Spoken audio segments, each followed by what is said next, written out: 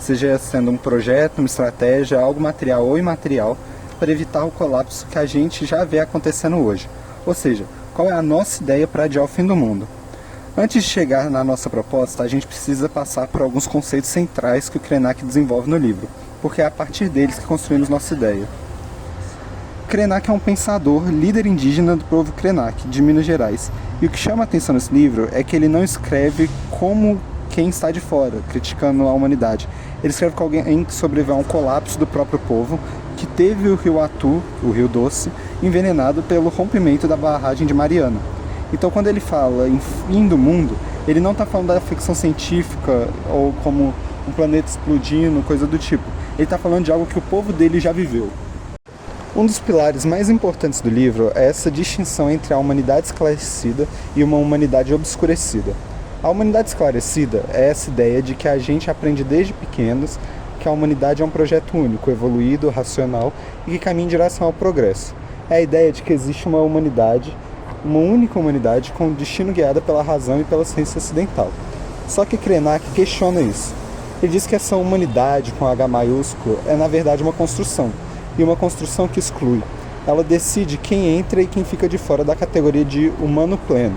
Povos indígenas, populações negras, comunidades tradicionais historicamente foram tratados como quase humanos, ou humanos de segunda categoria dentro dessa lógica. Já é a humanidade obscurecida, seria essa outra face, os grupos, os saberes, os modos de vida que foram jogados para a sombra por esse projeto de humanidade única.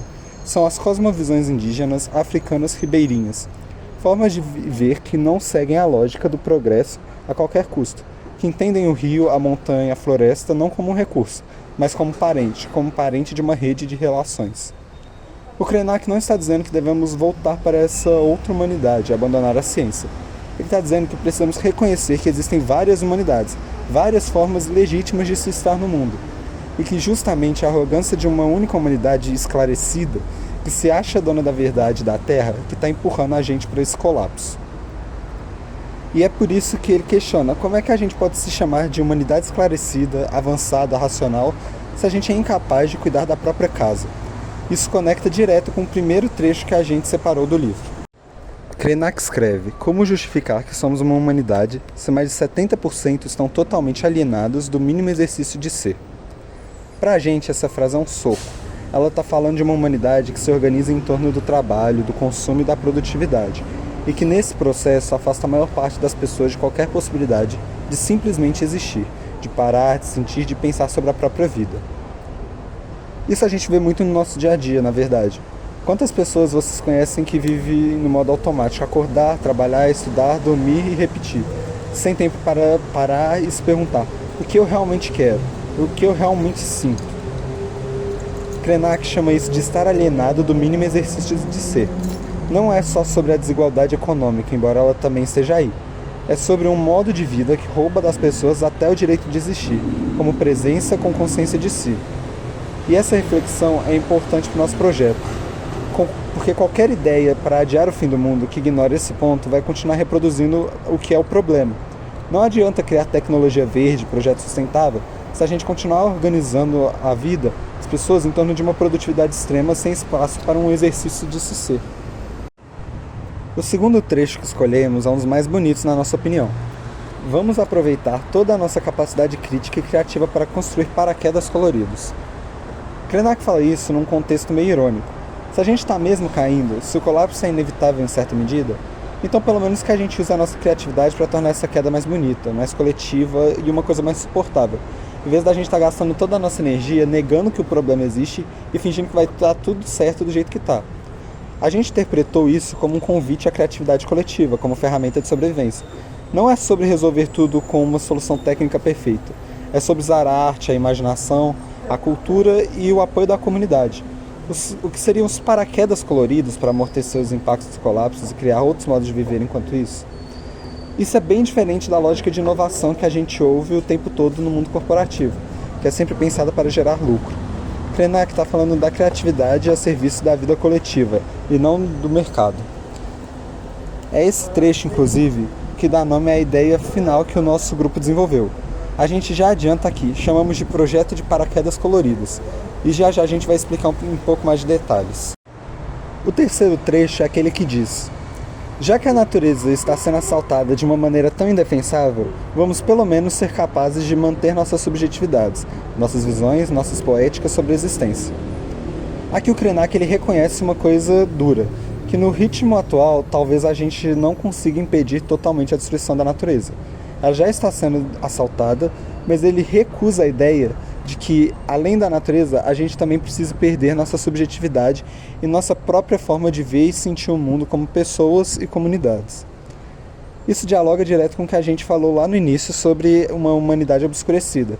As subjetividades, as visões, as poéticas são exatamente os saberes, as histórias, os modos de vida que o projeto único de humanidade esclarecida tentou apagar.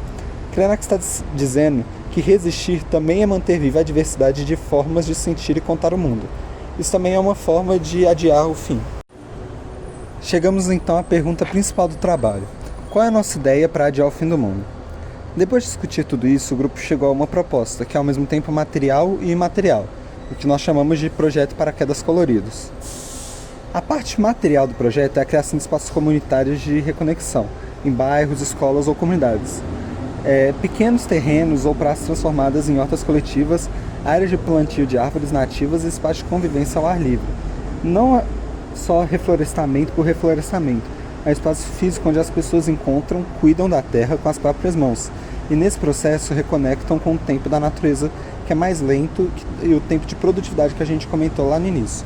A nossa ideia seria nós utilizarmos esses espaços que talvez estejam sem uso, que talvez estejam só jogados lá, e dar um valor comunitário a eles. Você teria essa criação material que forçaria as pessoas a conviverem umas com as outras, interagirem entre si, e com isso você teria o desenvolvimento material, das relações entre elas se estreitando gradualmente. Já a parte material, que pra gente é o mais importante, é um programa de roda de saber e escuta nesses locais. Feito neles são encontros semanais onde as pessoas mais velhas da comunidade, incluindo lideranças e sabedoria de povos indígenas e tradicionais, quando é possível, iriam dividir histórias, conhecimentos populares e formas alternativas de entender o mundo com jovens e crianças. A ideia é que enquanto as mãos cuidam da terra, a parte material, as palavras cuidam da subjetividade coletiva, da parte material. É literalmente colocar em prática aquilo que o Krenak defende. Manter vivas as nossas subjetividades, nossas visões, nossas poéticas sobre a existência, mesmo em meio a uma crise ambiental. E por que paraquedas coloridos? Porque a gente não está propondo isso como uma solução mágica que vai impedir um colapso ambiental sozinho.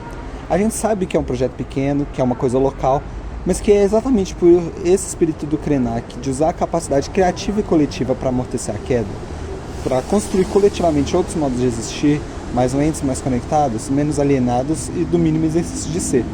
Não é sobre você negar o colapso, nem sobre esperar passivamente por ele. É sobre agir criativamente e coletivamente no tempo que a gente tem para trabalhar nisso. Não adianta a gente querer criar uma resposta imediatista, porque ela não existe.